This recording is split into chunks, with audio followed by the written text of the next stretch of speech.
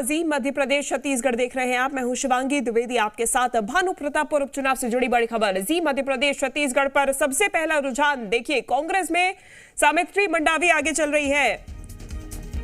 सावित्री मंडावी कांग्रेस प्रत्याशी आगे चल रही है। सबसे पहला रुझान देखिए, भानु प्रतापपुर उपचुनाव से जुड़ी इस वक्त की सबसे बड़ी खबर। 8 बजे वोटों की गिनती शुरू हुई है और इसमें सावित्री मंडावी आगे चल रही है।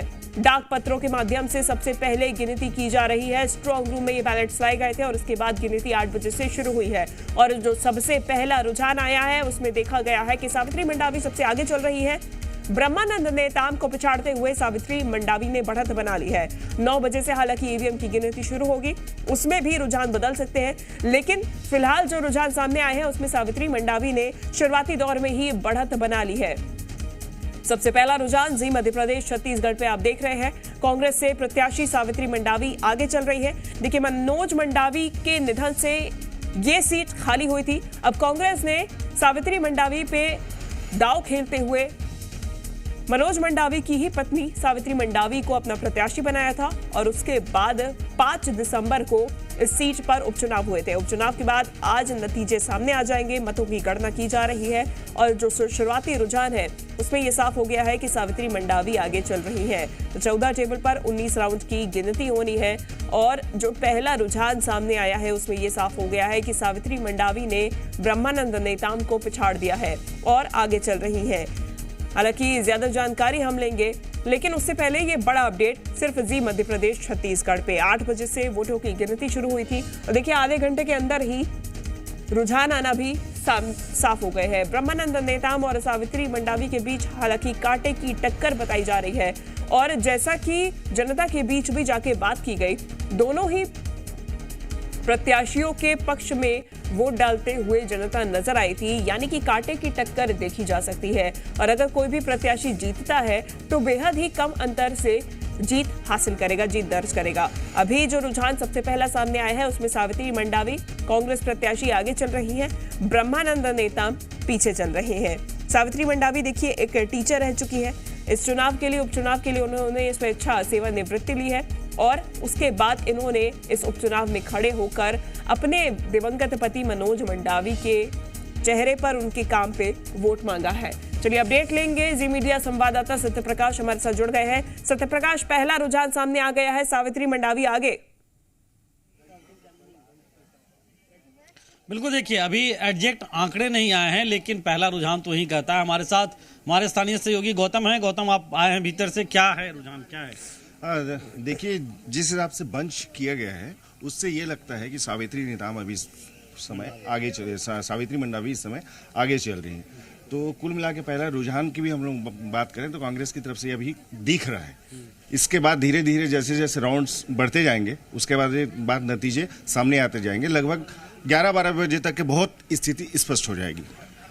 मतलब कि पहले डाक मत पत्रों की छटाई होती है, अगर हम उसे समझने की कोशिश करें तो, और डाक मत पत्रों को जब छांटते हैं तो अलग अलग डाक मत पत्र जिनके पक्ष में हैं उनके लिए अलग से बंच बनाए जाते हैं और वो जब बंच बनाए जाते हैं उसमें सावित्री मंडावी के लिए बंचेज बहुत ज़्यादा हैं दूसरे प्रत्याशियों के मुकाबले। तो वैसे में यह स्पष्ट तौर पे होता है कि फिर जिसके लिए बंचे ज़्यादा है, मतलब कि अभी शुरुआती रुझान उसके पक्ष में ज़्यादा है। अब एग्जैक्ट जब उसकी पूरी काउंटिंग हो जाएगी डाक मत पत्र की, तब ये पता चल पाएगा कि आखिर किसको कितना डाक मत पत्र के जरिए मत मिले हैं, तो फिर एग्जैक्ट आंकड़े आ जाएंगे। लेकिन शुरुआती जो रुझान है, मतलब जो बंचेज हैं डाक मत पत्र के, उसमें सावित्री मंडावी के बंचे ज़्यादा है। मतलब सावित्री मंडावी उस हिसाब से शुरुआती रुझान में अभी आगे हैं। बिल्कुल, शुरुआती रुझान में सावित्री मंडावी आगे चल रही है। जैसे कि आप एक्सप्लेन भी कर रहे हैं सत्यप्रकाश कि आगे ये रुझान बदल सकते हैं और लिहाजा जैसे जैसे काउंटिंग की जाएगी वैसे वैसे रुझान सामने आते जाएंगे। ईवीएम की काउंटिंग अब से कितनी देर में शुरू हो सकती है सत्यप्रकाश? ये करीब आधे घंटे का वक्त और लग सकता है, आधे पौन घंटे का वक्त और लग सकता है, क्योंकि पहले डाक मत पत्रों की गिनती पूरी होती है और उसके बाद ही ईवीएम मशीनों की काउंटिंग शुरू होती है। तो करीब 9 बजे का वक्त लगभग रहता है जब ईवीएम मशीनों से गिनती शुरू हो जाती है, लेकिन 9, सवा 9, साढ़े 9 भी बज सकते हैं। और मुझे लगता है कि पहली दफ़ा जब पहले राउंड की गिनती पूरी होगी तो वो वक्त करीब 10 साढ़े 10 बजे का हो सकता है, मतलब 10 बजे के बाद का ही होगा। तो अभी थोड़ा और इंतजार करना होगा। हालांकि शुरुआती रुझान जो हैं आंकड़ों के मुताबिक भी अब से थोड़ी देर बाद आने शुरू हो जाएंगे। ठीक है, बात अगर सर्व आदिवासी समाज की करें सत्यप्रकाश, तो ये बात तो साफ हो गई कि सर्व आदिवासी समाज खफा है कांग्रेस से भी और बीजेपी से भी, क्योंकि उन्होंने अपना खुद का प्रत्याशी अकबर राम को मैदान में उतारा है, चुनावी जंग में उतारा है। किसके वोट काटते हुए अकबर राम नजर आएंगे, क्योंकि लिहाजा अकबर की भी पकड़ पैठ ज्यादा है आदिवासी समाज में, तो बीजेपी या कांग्रेस किसको इनके प्रत्याशी के रूप में उतारने से नुकसान पहुंचा है या पहुंच सकता है?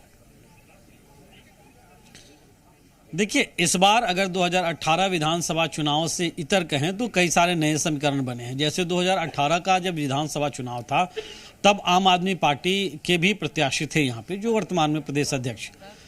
ऐसे में उन्हें करीब 9,000 के आसपास में जो है वो वोट मिले थे, 9-10 हज़ार के आसपास में वोट मिले थे।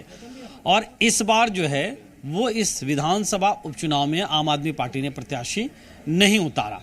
मतलब कि सबसे पहले तो ये कि जो उनका वोट बैंक था वो किस तरफ मूव करता है, और जो राजनीतिक विश्लेषक कहते हैं कि ज़्यादा संभावना है कि आम आदमी पार्टी का जो वोट बैंक था वो सर्व आदिवासी समाज के समर्थित जो निर्दलीय प्रत्याशी हैं अकबर राम उनकी तरफ मूव करेगा, और कुछ कांग्रेस की तरफ भी मूव करेगा, बीजेपी की तरफ कम करेगा। इसके अलावा गोंडवाना गणतंत्र पार्टी ने पिछली बार भी करीब 5,000 के आसपास के में उनको वोट मिले थे। इस बार देखना होगा क्या स्थिति रहती है, नोटा पे कितने वोट पड़ते हैं ये देखना होगा। दूसरी तरफ अगर हम कहें तो जिस तरह से सर्व आदिवासी समाज ने समर्थन दिया है अकबर राम को, और ध्रुव कोंदल जो क्षेत्र है जहां ईवीएम मशीनों से जब गिनती शुरू होगी तो सबसे पहले उसी इलाके से शुरू होगी।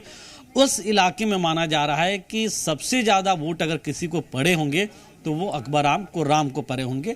उसके बाद फिर कांग्रेस भी और बीजेपी भी या दूसरे जो निर्दलीय प्रत्याशी हैं या नोटा है उस पर भी कुछ वोट पड़े होंगे। कुल मिलाकर अगर हम कहें तो कहीं ना कहीं सर्व आदिवासी समाज ने इस मुकाबले को त्रिकोणीय बनाने की कोशिश तो पूरी की है, इससे बिल्कुल इनकार नहीं किया जा सकता है। बिल्कुल इनकार नहीं किया जा सकता है, मुकाबला त्रिकोणीय दिखाई दे रहा है। सत्यप्रकाश, बयानबाजी लगातार जारी है, चुनावी मिजाज भी इस तरीके का ही देखने को मिला है कि कांग्रेस और बीजेपी के बीच आरोप प्रत्यारोप का दौर देखने को मिला। कांकेर विधायक शिशुपाल सोरी ने इस बीच दावा किया कि 30,000 के अंतर से कांग्रेस जीत दर्ज करेगी। क्या वाकई में ऐसा संभव? देखिए, मुझे तो इसकी उम्मीद बेहद कम लगती है कि अंतर इतना होगा। हालांकि जीत कांग्रेस सकती है, भाजपा सकती है, हाँ, बिल्कुल, ये अलग विषय है, लेकिन अंतर इतना बड़ा होगा मुझे लगता है कि जो स्थानीय स्तर पे हमने जो देखा वो मुझे नहीं लगता है कि ऐसा हो सकता है। हालांकि ज़रूर है कि मुकाबला बेहद दिलचस्प है, कांटे की टक्कर भाजपा कांग्रेस के बीच मानी जा रही है, तो अंतर ज़्यादा से ज़्यादा 10,000 वोट तक हो सकता है। लेकिन अब वोटिंग, चूंकि बहुत सारे वोटर अंदरूनी इलाकों में साइलेंट थे, तो ये अंतर बढ़ भी सकता है, घट भी सकता है, लेकिन 30,000 का अंतर एक बड़ा अंतर होता है। और अगर जो दावा है शिशुपाल सोरी का उसके मुताबिक अगर नतीजे आते हैं तो समझिए कि अपने आप में कांग्रेस पार्टी के लिए आने वाले विधानसभा चुनाव से पहले का माइल्ड स्टोन होगा। और जो मास्टर स्ट्रोक जिसे कहा जाता रहा है कि सीएम भूपेश बघेल का कांग्रेस पार्टी का चुनाव से पहले चाहे आरक्षण विधेयक को लाना हो सदन में, उसे पास कराना हो, राज्यपाल के पास मंजूरी के लिए भेजना और एक मैसेज देने की कोशिश हो, तो उसका एक बड़ा बेनिफिट जो है वो मिलता दिखाई देगा अगर ऐसे रहे तो। हालांकि इसकी उम्मीद जो है कि इतना बड़ा अंतर रहेगा, फिलहाल मुझे लगता है कि जिस तरह से वोटिंग हुई है उसमें नजर नहीं आ रहा है। हालांकि होता क्या है ये देखने वाली बात होगी। बिल्कुल है, देखने वाली बात होगी। और जनता से भी जब बात हुई तो कांटे की टक्कर देखने को मिली, और इसीलिए ये कह पाना मुश्किल होगा कि इतना ज्यादा अंतर दोनों पक्षों के जो भी वोट मिलेंगे दोनों प्रत्याशियों को उसमें देखने को मिल सकता है। रुझान, पहले नतीजे जो आए हैं, पहले रुझान जो सामने आए हैं उसमें सावित्री मंडावी आगे चल रही है। इसका सबसे बड़ा कारण क्या हो सकता है सत्यप्रकाश? बेदाग छवि? बिल्कुल ऐसा कहा जा सकता है। और उसके साथ साथ जो रूलिंग पार्टी है कांग्रेस पार्टी और कांग्रेस की सरकार, उनके कामों पे भरोसा, ये कहा जा सकता है। और स्थानीय स्तर पर जिस तरह के काम दिवंगत मनोज मंडावी ने किए हैं उन